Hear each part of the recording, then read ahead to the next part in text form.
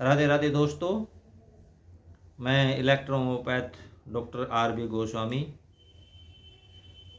Group के सभी सामान्य चिकित्सक बंधुओं का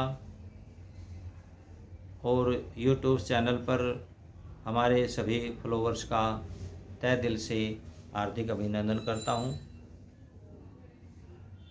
साथियों, जैसा कि पिछले वीडियो में भी आपको बताया था नेचुरल हर्बल पाउडर के बारे में, हमारे साथियों के कॉल आ रहे हैं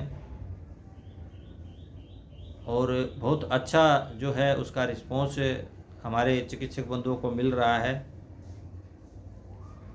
तो जिन साथियों ने उसका प्रयोग किया है उनका मैं तहे दिल से हार्दिक आभार व्यक्त करता हूं, जिन्होंने मुझ पर विश्वास किया और इस हर्बल पाउडर को मंगा करके जो उसके परिणाम से हमें भी अवगत कराया।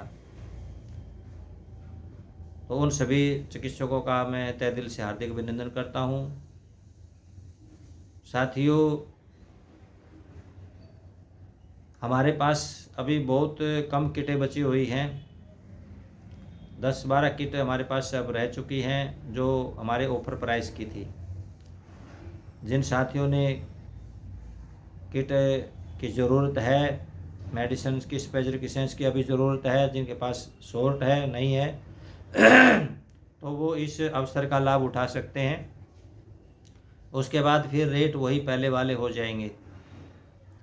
तो आज ज़्यादा वार्तालाप न करते हुए साथियों, हम आज के चैप्टर पर चलते हैं। और आज का हमारा जो डिजीज़ है वो है एब्डोमिनल टीबी, ट्यूबरकुलोसिस, यानी कि आंतर अक्षय रोग, जिसको हम हिंदी में बोलते हैं। पेट की टीबी, जिसे मेडिकल भाषा में एब्डोमिनल ट्यूबरकुलोसिस कहा जाता है, इस गंभीर बीमारी पर अगर ध्यान ना दिया जाए तो ये आपको सालों साल जो है परेशान करती रहती है, पीछा नहीं छोड़ती है। यह बीमारी जो है आंतों में बनती है और पेरिटोनियम, पेट के जो लिम्फ नोड हैं, और कभी कभी जो है ये आंत को प्रभावित करती है। इन एरियो में ये रोग जो है हो सकता है। हमारे देश में ऐसे मरीजों की संख्या बहुत अधिक है।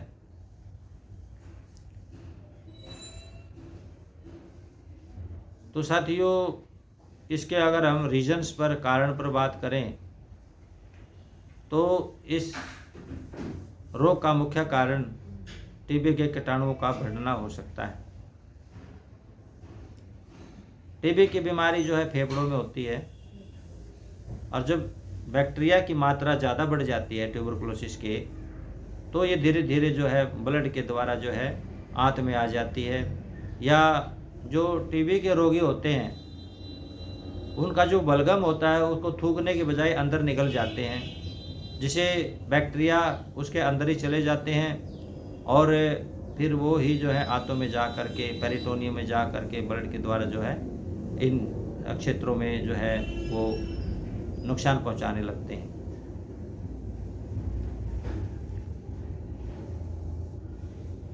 यह समस्या किसी के लिए भी साथियों जो है परेशानी का सबब बन सकती है।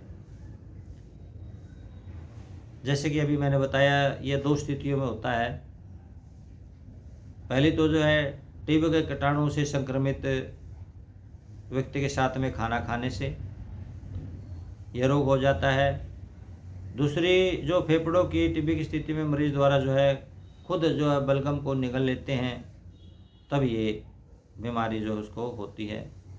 और इसका एक कारण भी हो सकता है, जिनकी शारीरिक पावर, इम्यूनिटी पावर, जो इम्यूनो पावर बोलते हैं, वो बिल्कुल वीक है। ऐसे लोगों को भी टीबी का रोग जो है हो सकता है। तो साथियों, ये तो थे जो है कारण। इसके अगर हम लक्षणों पे बात करें, इसके लक्षण किस प्रकार से रोगी में उभर करके आते हैं, तो पेट की जो टीबी है साथियों, इसके लक्षणों की अगर हम बात करें तो सबसे पहले तो ऐसे रोगी को हरदम बुखार सा बना रहता है। और ये बुखार जो है शाम को अधिक बढ़ जाता है। ऐसे रोगी का वज़न तेज़ी से गिरने लगता है। रोगी को जो है दस्त लग जाते हैं। कभी कभी जो है दस्त में खून भी आने लगता है। इस प्रकार के रोगी की जो है भूख वो बिल्कुल ख़त्म हो जाती है। मन जो है उल्टी और मितली को कर आने लगती हैं। जो है लगातार पेट में जो उसको दर्द बना रहता है। पेट में गैस, ऐंठन, मरोड़, पेट का फूलना, इस तरह के जो है लक्षण रोगी में दिखाई देते हैं।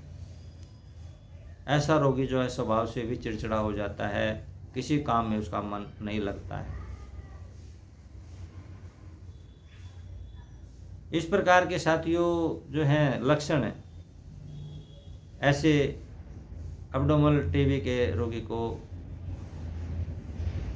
के जो है देखते हैं और इन लक्षणों के आधार पर जो है ऐसे रोगी को इजीली पहचाना जा सकता है। तो इलेक्ट्रोहोम्योपैथी में हम किस प्रकार का जो है ट्रीटमेंट इसको दे सकते हैं। इलेक्ट्रोहोम्योपैथी में जैसे कि आप जानते हैं वो कि हमारे जो पॉपुलर फार्मूले हैं, ये तो समझो कि एक रामबाण है। बीपी और बीसी, इनकी 10 ड्रॉप लेनी है दोनों की। P2 की भी 10 ड्रॉप लेनी है। P2 जो है वो वायरस के ऊपर बहुत अच्छा काम करता है, बैक्टीरिया पर बहुत अच्छा काम करता है टीबी के वे। और ब्लू इलेक्ट्रिसिटी जो रक्त का शोधन करती है। ये 4 मेडिसिन हमने ली है। इनकी सब की 10-10 बूंद 30 ml की बोतल में डाल देना है और बाकी का डिस्टिल वाटर डालकर अच्छी तरह से उसको डाइल्यूट कर लें और 10-10 बूंद जो है रोगी को 4 बार जो है रोगी को खाने से पहले दे दें। दूसरा हमारा जो है कंपोजिशन है वो C10, वर्वन, विनेरियोवन और GE।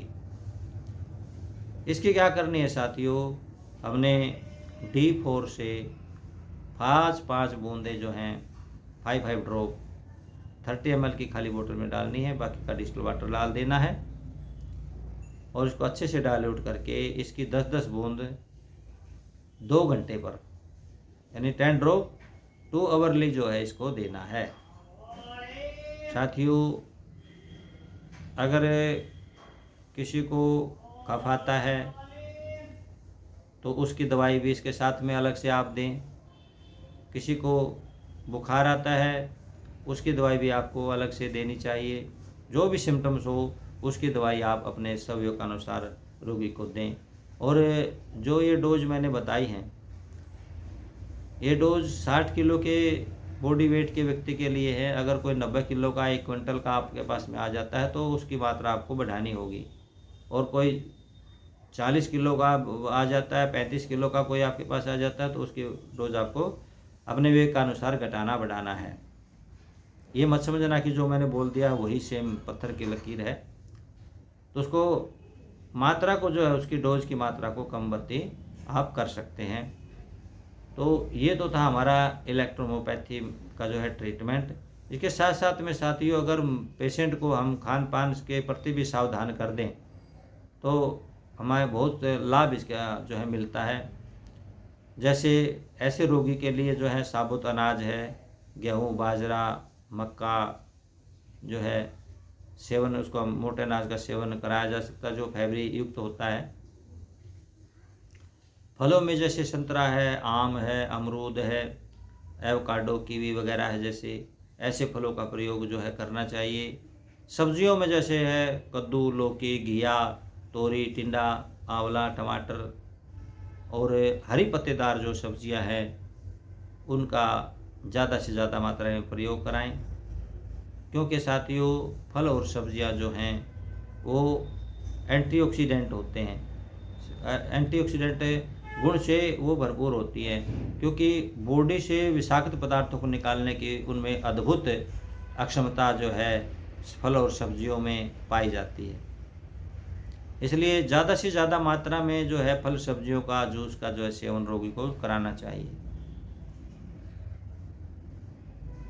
परहेज हैं जो साथियों, बाज़ार में जो प्रोसेस्ड फूड है, जंक फूड हैं, जैसे कुरकुरे, चिप्स, चाउमीन, पकोड़े, समोसे, बर्गर, इस तरह के जो ये बेकार की जो चीज़ें हैं, ये केवल टेस्ट के लिए है। शरीर पर इनका कोई जो है अच्छा प्रभाव नहीं पड़ता है, शरीर पर इनका उल्ट ही प्रभाव पड़ता है। इसलिए ऐसी चीज़ों को जो है रोगी को ना खाने दें, उनसे बचाए रखें। इसके अलावा जो है जैसे रिफाइंड ऑयल है या रिफाइंड चीनी है या रिफाइंड का जो नमक है, इस तरह के वो भी बिल्कुल ना प्रयोग करें, सेंधा नमक का प्रयोग करें। और चीनी की जगह अगर आप खांड का प्रयोग करेंगे तो बहुत अच्छा रहेगा, गुड़ का प्रयोग करेंगे तो बहुत अच्छा रहेगा रोगी के लिए। और धूम्रपान और शराब और तंबाकू, गुटखा इत्यादि जैसे रोगी को जो है बिल्कुल भी इनका प्रयोग ना करने दें। तो ये जो थी साथियों, खान पान में जो है सावधानियाँ बरतने की आवश्यकता है।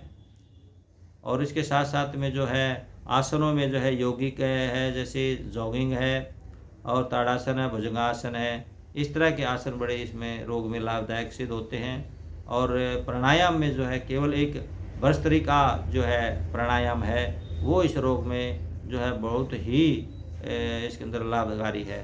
तो ऐसे प्राणायाम, योगासन करके और खान पान का विशेष ध्यान रखते हुए अगर हम इलेक्ट्रोपैथी में दवाई करते हैं तो रोगी जो है साथियों 100% इसके ठीक हो जाता है।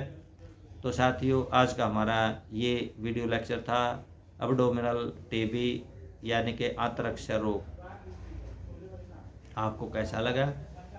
अपने कमेंट्स, अपने सुझाव, आगे किस विषय पर आप चर्चा कराना चाहते हैं तो ज़रूर आप लिखें साथियों। इसी के साथ साथियों, राधे राधे।